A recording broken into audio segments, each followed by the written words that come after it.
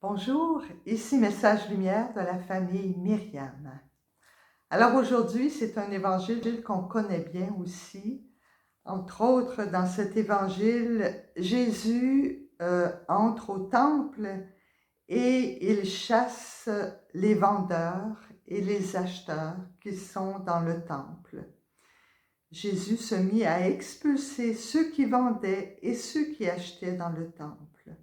Il renverse les comptoirs des changeurs et les sièges des marchands de colombes. Et il ne laissait personne transporter quoi que ce soit à travers le temple.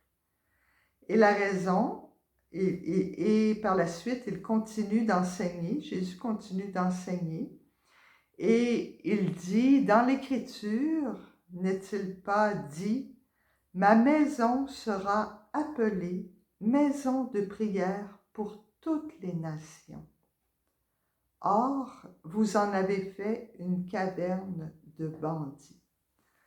Alors Jésus remet dans sa fonction première le temple, qui est un lieu de rencontre avec Dieu.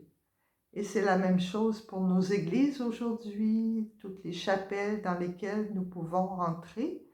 Ce sont des lieux de rencontre avec Dieu et non pas des lieux de commerce ou de marchandage de toutes sortes.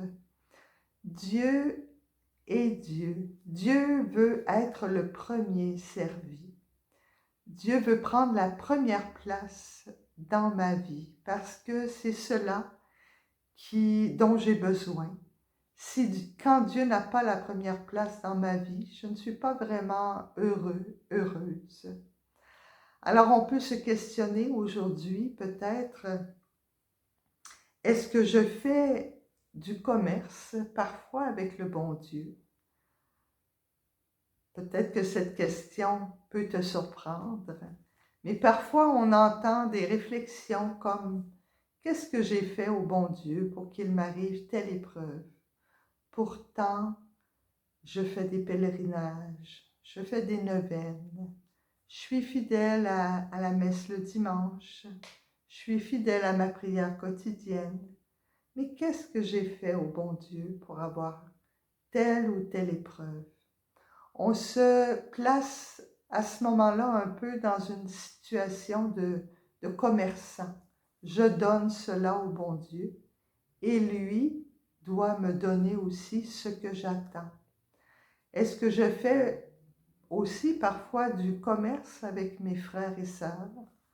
Oui, je fais du bénévolat, je suis charitable, j'aide beaucoup de monde. Et est-ce que j'attends en retour ou ces gestes sont-ils gratuits? Sont-ils faits par amour pour le bon Dieu et pour mes frères? Souvent c'est inconscient, on ne se rend pas compte. Mais quand on est déçu dans une situation ou dans une autre, c'est parce que nos attentes, nos projets, tous nos calculs n'arrivent pas comme on l'avait prévu. Mais pourtant, le Seigneur a un plan d'amour. Et dans la première lecture aujourd'hui, à la fin de la première lecture, le Seigneur, c'est quand même clair, dans l'épître de Saint Pierre apôtre que nous lisons ces jours-ci, elle termine ainsi aujourd'hui. « Dans la mesure où vous communiez aux souffrances du Christ, réjouissez-vous afin d'être dans la joie et l'allégresse quand sa gloire se révélera. » Je la répète. Dans la mesure où vous communiez aux souffrances du Christ, réjouissez-vous afin d'être dans la joie et l'allégresse quand sa gloire se révélera. Voilà le mystère de notre foi. Il ne faut jamais oublier que nous sommes baptisés dans la mort et la résurrection du Christ. Alors quand la souffrance se présente, la souffrance est une sorte de mort à moi-même, de mort à mes projets, de mort à mes façons de penser, etc.